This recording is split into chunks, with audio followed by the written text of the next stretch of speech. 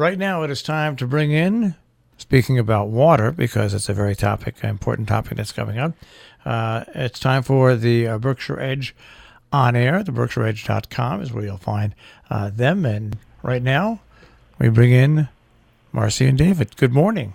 Good morning. Good morning. Good morning. And water is the topic. Water is a big topic. And is one of the topics. By the way, if you're looking for waterfalls, there's always Bash Bish Falls. You know, that water. Arjun talks about cold water. That water never gets warm. No, it doesn't. No, That's right. It's like 52 degrees year round. It's unbelievable. Now, I only know this because like 10, it's got to be 20 years ago, I actually went there when you could actually go swimming there and stuff. And I looked at people when I got in, and I got out right away. I said, "You got to be kidding me!" Well, anyways, the water that we're talking about in Great Barrington is in bottles. Hey, the bottle ban stands. It stands. Mm-hmm. Yep. Yep. It was quite a dramatic night, I must say. Well, it was a special town meeting in Great Barrington, and there were more people there than there were at the regular town meeting. The place was packed. I mean, this is the auditorium of the high school. There were almost no empty seats left when the meeting began. Yep. And people were cheering their sides because people got up to speak, pro and con the ban. And the moderator had to please request that people stop. I was going to say, that's what they do here in Connecticut. You can't cheer or jeer. No, anybody. you can't, because it takes too long. I mean, it's so, but you can feel that the tension in the room was quite palpable, and the arguments for repealing the ban. Well, let's go back. First of all, for those listeners who don't know what we're talking about, in the May 7th town meeting, the town meeting, which is the legislative body of the town of Great Barrington, as it is in New England, as a town meeting form of government, voted on a petition brought by a group of citizens to ban single-use plastic water bottles. Not immediately, but within a year, because they are polluting the environment and are causing all kinds of problems. And that this was one small step for mankind, as I guess you could say. And the town went for it. But then there was a petition brought and signed by enough voters to reconsider this measure. So that's what they were doing this past Monday night, was to see whether they would repeal what they had just approved a few months before. It's quite a contentious issue. Yeah. But as it turned out, the people who are against, people who are in favor of having, are reducing the amount of plastic that we use, they won the day again. And it was, I mean, nobody knew how this was going to come out, because in order to have this on the ballot again, or in order to have a special town meeting and look at this again, you had to have at least 300 signatures on a petition, which they had. So there were something like 500 people at the meeting, 503 people, I think. And it wasn't clear, because if the 300 people who had signed the petition were all there, it would have lost. But in the final vote, and it was, people were yelling at each other, and it was somebody asked for a secret ballot, which was done, and it came out. What was it? 300 to 200. So. The bottle ban was sustained by a third. Yep. So, it would join a couple of other towns, notably Concord, Massachusetts, who had done the same thing. It's a very progressive the argument against it was, what can we do as a small town? But really, and it's going to hurt the merchants. But I have to say that already there are some innovative ideas coming along. One, I had a phone call yesterday from the Fuel Coffee Shop, which is is heartily embracing this idea. And is going to have a little water stop where you can come and fill up your water bottle with fresh water. Especially, they've partnered with Berkshire Mountain Spring Water, which had previously made water in those little plastic bottles, and now they're going to be selling it in town. So it's. So you bring your own container? This is not going to be a great... You bring your own container, or you can buy one. Oh, and the containers will be, the glass. Containers will be GBH2O. Yep. And somebody is already developing containers, which the local stores can also sell. All right, now there was another important vote that night, though. Yeah, well, this one was... this is also a very emotional vote. David, why don't you say it? Well, it's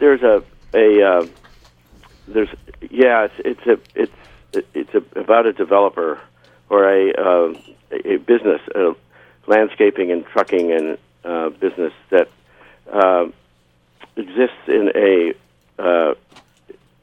residential district just north of town on a little back road. And the residents there, it's a residential zone, and this has been a business that has really greatly expanded, and is in violation of the zoning regulations, and he has continued to defy the zoning enforcement, and continues to operate despite the fact that he's been issued. This is a 10-year-old issue.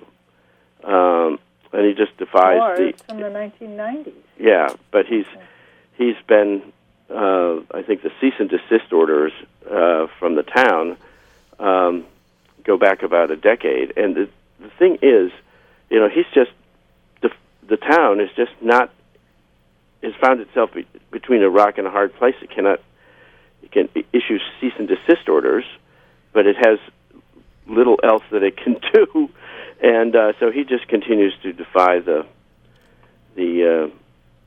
town order, and he's so there was a petition that we'll buy him out and just get rid of him.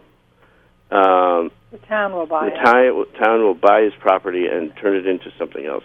And they have agreed on a price. And they'd agreed on a price, which was lower than the retail, the price that the farmer would, or the trucker would have asked for. And this also brought out a lot of people to this special town meeting, and it required a 2/3 majority vote, and it failed.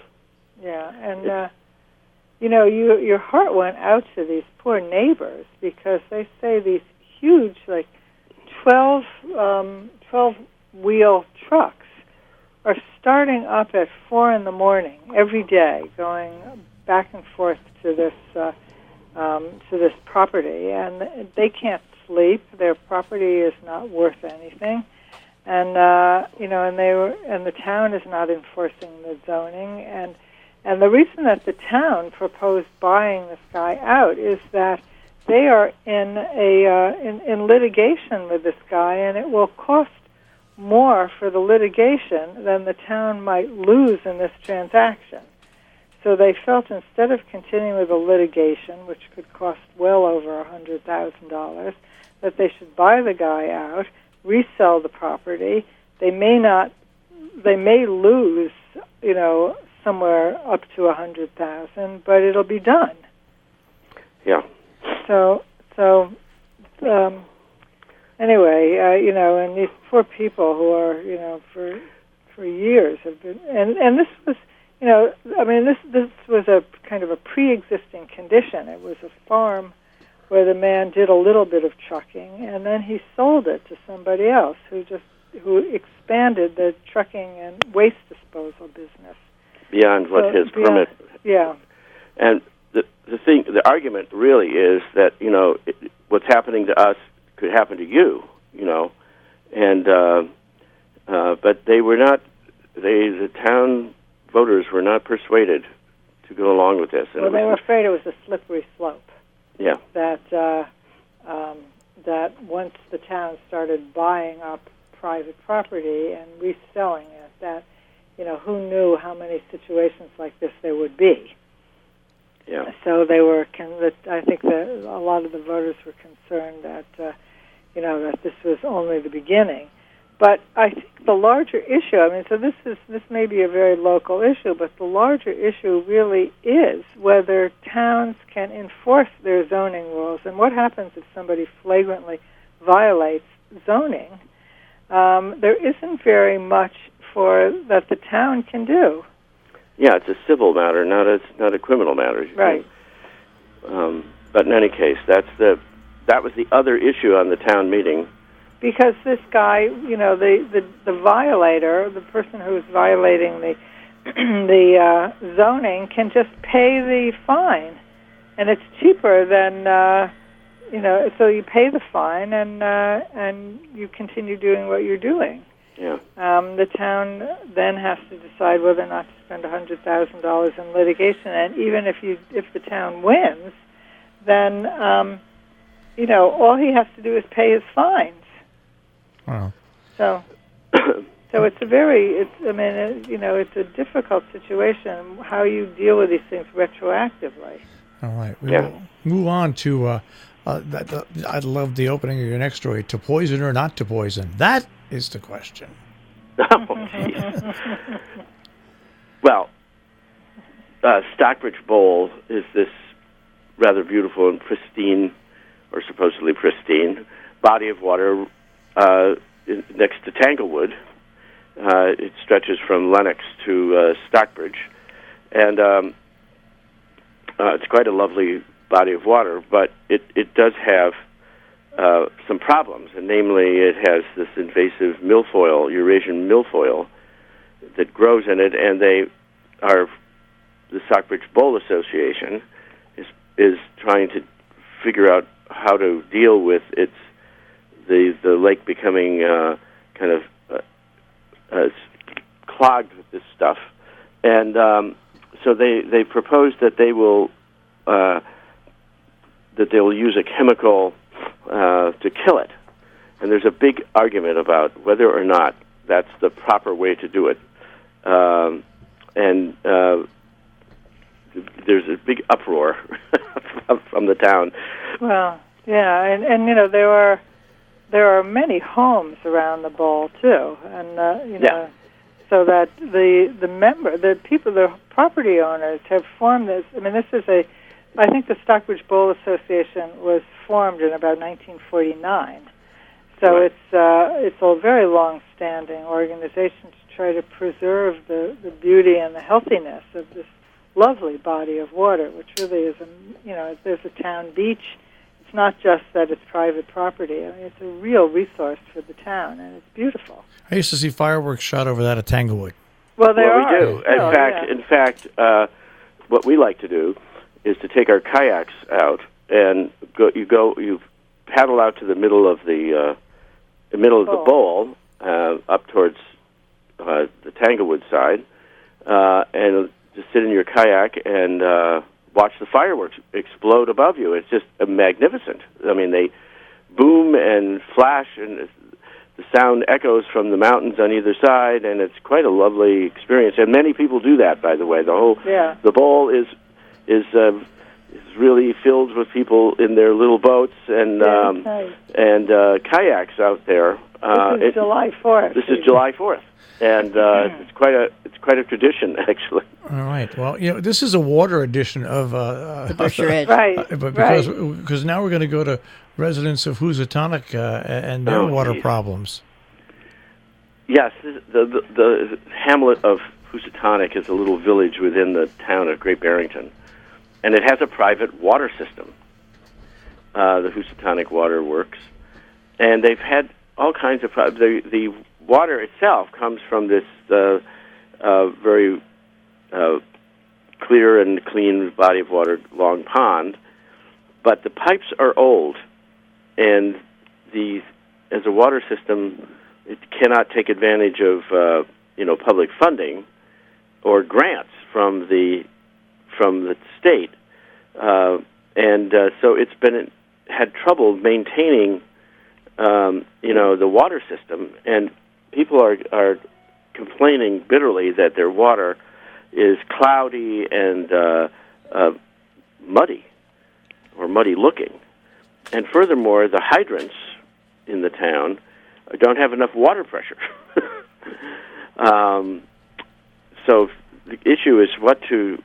There's quite an uproar over this, and what to do with this private water system that's owned by a fellow that Jim Mercer, who is owned this family business for quite some time. But there is talk of the town, buying it, which is another why it's sort of similar to the issue of the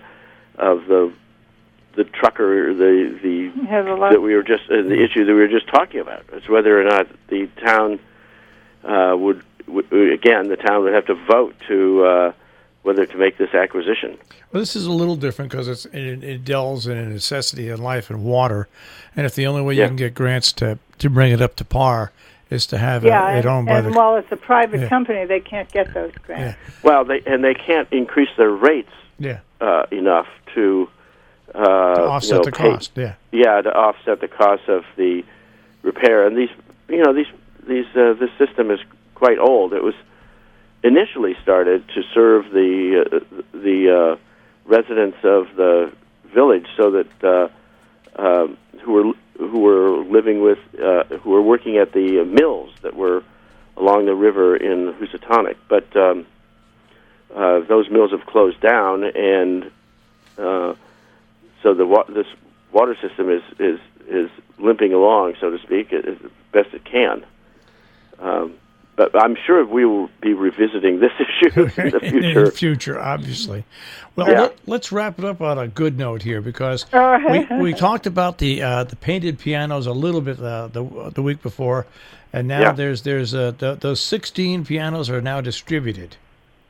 Yes, they are. They're all they're in 16 locations throughout the Berkshires, and the music school trying to encourage students and people to take advantage of available music lessons, and they're really quite lovely. They're painted. The music school got various artists to decorate them, and they're quite colorful and inviting, you might say.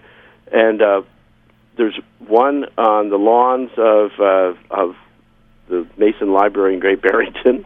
There's one in Sheffield at the library, and there's one on the lawn of the music school itself. And our little story talks about Tracy Wilson, who's the director of the music school, and talks about this project, which is actually a fundraiser for its scholarship fund to pay for students to take music lessons. But there is a video of her. She's a pretty good pianist, actually. And there's a video of her playing some Bach on one of these pianos out in the lawn. She's quite delightful. And she used to work for the BSO. Okay, and we tell people just the top of the pianos are painted, right? Yeah. Yeah. Yeah. Well, there's the tops. The whole piano is painted, but there's usually there's a painting on the top. Yeah. Yeah. These uprights. It's really quite amusing, and as I say, it's quite inviting. And I would also, speaking of music, I would like to put in a plug. Here we go, the Shameless Plug Society. We should have music for this. Berkshire High Peaks Festival.org This is a wonderful music festival that's taking place at the Berkshire School in Sheffield this week on Route 41. And it's being sponsored or organized by Close Encounters with Music, which I chair. But this is a collection of young musicians from all over the world who are here for 10 days to play and perform, and it's open to the public. And these are charming concerts with a combination of a very sophisticated professional faculty and wonderful, beautiful young musicians who are learning to be professional musicians. It's all open to the public. There's a concert every evening at 7:30, and there are master classes and talks and very interesting things that you can attend. So you can find all the information at BerkshireHighPeaksMusic.org. That's Berkshire High Peaks. Berkshire High Peaks. Berkshire High Peaks. Yeah, no S at the end of Berkshire's. BerkshireHighPeaksMusic.org. And of course, it's at the beautiful Berkshire School. It is. Yes, it's it is. Beautiful. Yes. And their facilities just north really, of Connecticut. North of Connecticut. Yes. Right. That's where. That's yeah. 41, where WBSL is. Yeah, we're WBSL carries us on. Their radio station carries us. And that's Great. and that their facilities there are outstanding and Yes, they are. Yes, they are. and very easy to get to. Just Route 41. Just take it Route north. And there it is. 41 between Salisbury and Sheffield. All right. Oh no. No. Well, in Egremont. Yeah. Yes. But, yes. Marcy, I'm going to go Is it with... in Egremont or Yes, in Sheffield? No, Egremont. it's just north of Berkshire School Road in It's Sheffield. Yeah. All right. It's Sheffield. That is It's true. Sheffield. Yes, Yeah. it is. Yes. All right. Well, that's going to wrap up the show for today, guys. Okay. And, All right. If people want more, of course, theberkshireedge.com. Yes. All right, And there guys. is more. Yes. All right. Always. Always. All right. We'll speak In to you. our calendar of events. All right. We'll speak to you next week. Okay. Bye. Okay. Bye-bye. That is the Berkshire Edge on air here on Robin Hood Radio.